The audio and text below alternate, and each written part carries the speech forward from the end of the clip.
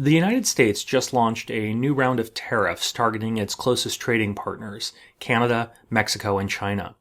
This could trigger a full-blown trade war. The tariffs were originally proposed by an executive order issued by President Donald Trump on February 1st. That order imposed a 25% tariff on all goods from Canada and Mexico, with a lower 10% tariff specifically on Canadian energy products. Additionally, tariffs on Chinese imports were increased from 10% to 20%. While implementation of the order was originally delayed, it's now in full force. But what does President Trump hope to achieve with the latest rounds of tariffs? How will Canada, China, and Mexico respond? And what does the future of global trade look like? Hey everyone, I'm Noah Zerbe. I'm a professor of political economy at California State Polytechnic University Humboldt. Welcome to Global Insights, where we explore contemporary events in international relations through the lens of political science and political economy. Remember that a tariff is essentially a tax imposed by a government on goods and services imported from other countries. That tax increases the cost of foreign products, making them less competitive compared to domestically produced goods. Importers typically pay the tariff, and these additional costs are often passed on to consumers in the form of higher prices. The latest round of U.S. tariffs aims to accomplish a diverse set of goals. According to the February 1st executive order, the tariffs are necessary to address an emergency situation, namely the extraordinary threat posed by illegal aliens and drugs, including deadly fentanyl, which constitutes a national emergency under the International Emergency Economic Powers Act. The executive order asserts that Chinese officials have failed to take the actions necessary to stem the flow of precursor chemicals to known criminal cartels and shut down money laundering by transnational criminal organizations, and maintains that Canada and Mexico have not taken sufficient action to stop the flow of illegal migration and narcotics, especially fentanyl, into the United States. From this perspective, the tariffs might be seen as an economic tool of statecraft, aiming to compel other states to take actions specifically desired by the United States.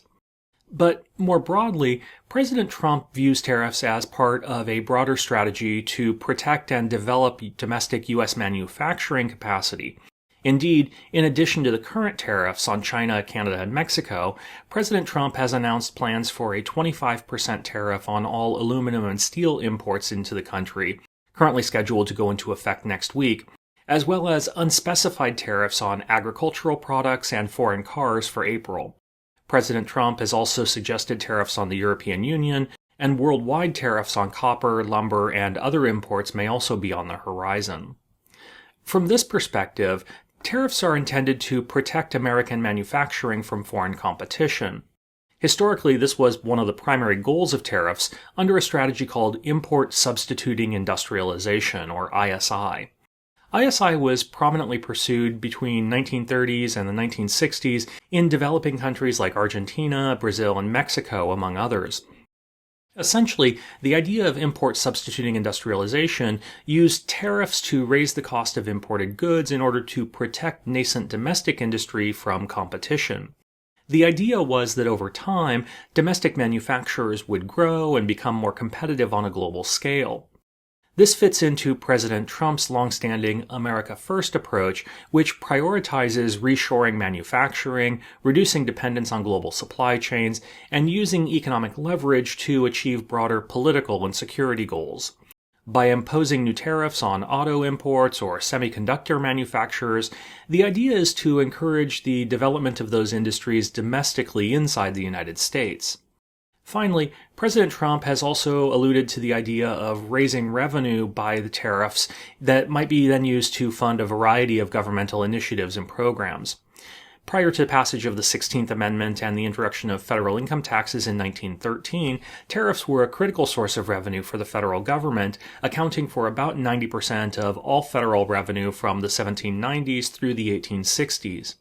But in a modern economy like the United States, with diversified revenue streams from income, corporate, and payroll taxes, tariffs are a drop in the bucket. Indeed, in recent years, tariffs have contributed less than 2% of federal government revenue. The new tariffs provoked an immediate response from all three trading partners. Canadian Prime Minister Justin Trudeau announced immediate tariffs of more than $20 billion on U.S. goods and threatened to impose an additional $85 billion in tariffs in 3 weeks if the U.S. tariffs continue. Canadian tariffs will target U.S. aluminum, steel, and automotive sectors. Additionally, Doug Ford, the Premier of Ontario, threatened to cut off Canadian nickel shipments and cross-border energy transfers to the United States. China also responded by imposing new tariffs of up to 15% on major U.S. farm exports, added several U.S. firms to its export controls list, and announced it would file a lawsuit at the World Trade Organization alleging unfair trade practices. And Mexico's President, Claudia Sheinbaum, announced Mexico will review the U.S. move but will likely respond with retaliatory tariffs of U.S. exports to Mexico.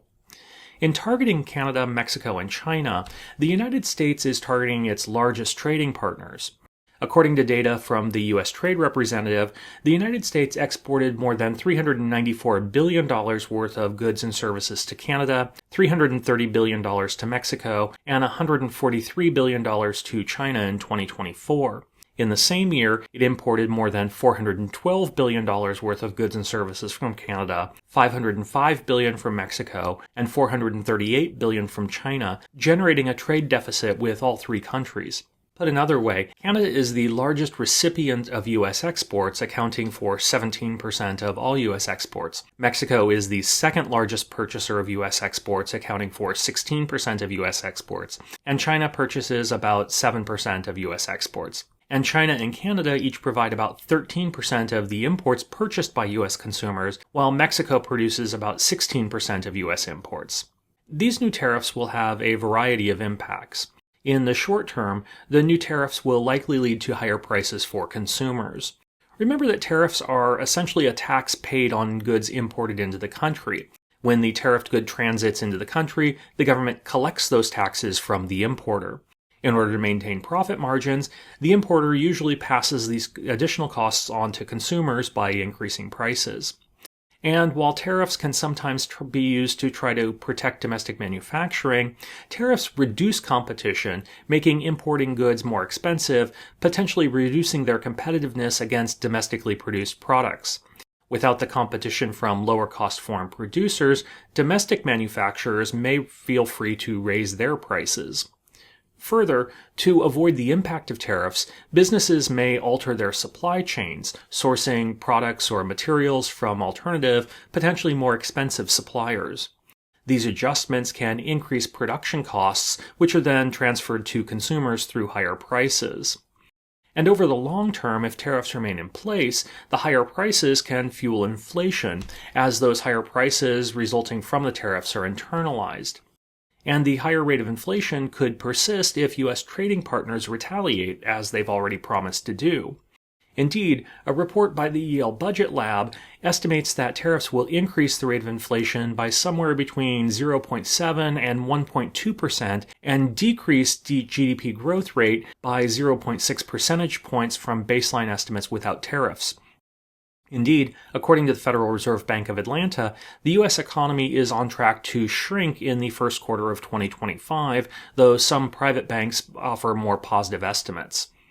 Markets have already begun anticipating the negative economic fallout from the tariffs.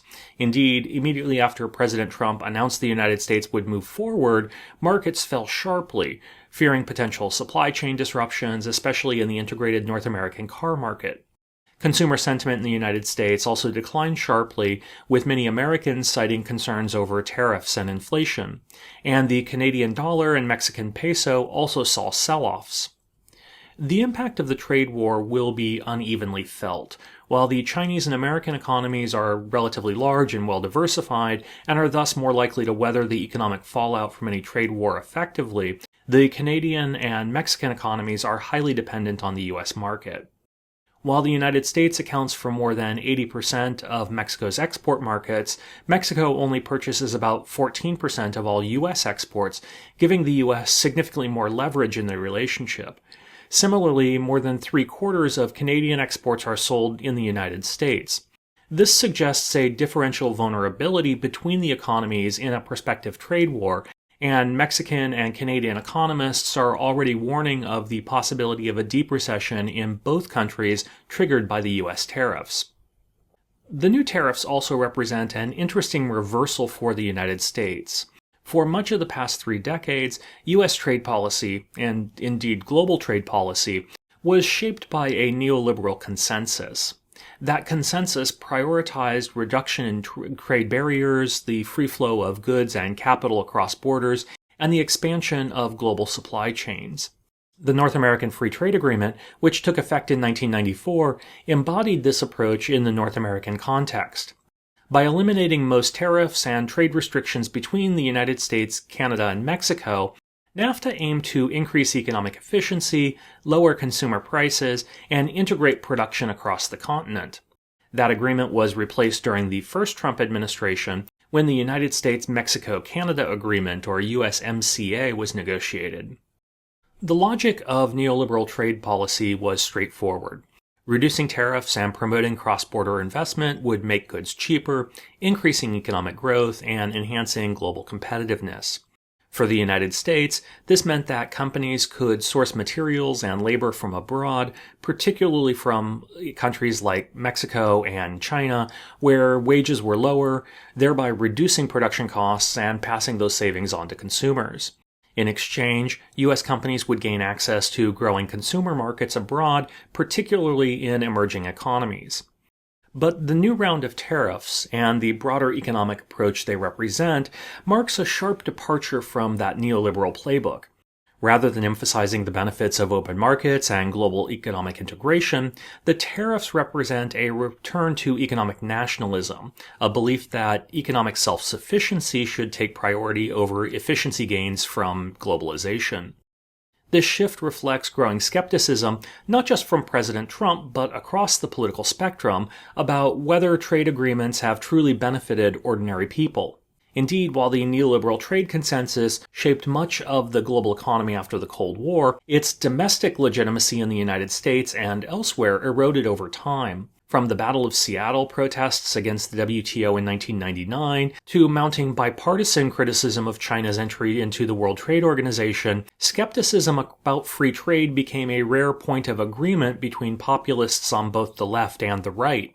Critics of NAFTA, for example, argue that the agreement accelerated deindustrialization in parts of the United States, especially in the Midwest and the Rust Belt, where factories closed and jobs moved to Mexico. From this perspective, the new tariffs are part of a broader effort to reverse the perceived harms of globalization, repatriate manufacturing jobs, build domestic supply chains, and reduce reliance on foreign production, especially from China. At the same time, the tariffs reflect a new understanding of economic power in global politics. Under the neoliberal framework, economic interdependence was seen as a tool for promoting peace and cooperation. But today, policymakers increasingly see economic dependence, particularly on strategic competitors like China, as a source of vulnerability. This is especially true in sectors like semiconductors, energy, and critical minerals, where the United States depends heavily on imports. In short, these tariffs do more than just raise the cost of imported goods. They signal a fundamental rethinking of the role of trade in U.S. foreign policy, a shift away from neoliberalism's emphasis on integration towards a more protectionist, security-driven approach to economic policy. Whether this marks a temporary shift or a long-term realignment in global trade remains to be seen, but one thing is clear: the rules of the game are changing. The long-term impact of the tariffs remains to be seen and will depend on a variety of factors, including the Canadian, Chinese, and Mexican responses, and whether the trade war escalates or is resolved quickly. In either case, it's likely to be a bumpy road moving forward. And more broadly, these tariffs could accelerate the fragmentation of the global trading system itself. If major economies like the United States, China, and the European Union move away from the World Trade Organization and towards competing regional trade blocs, the trading system of the post-Cold War era could break down entirely. But what do you think? Will these tariffs force China, Mexico, and Canada to the negotiating table, or spark a global trade war? And what's likely to happen over the long term? Let me know your thoughts in the comments section below. That's it for now. As always, please leave any questions you have in the comments section below. Thanks for watching, and I'll see you in the next video.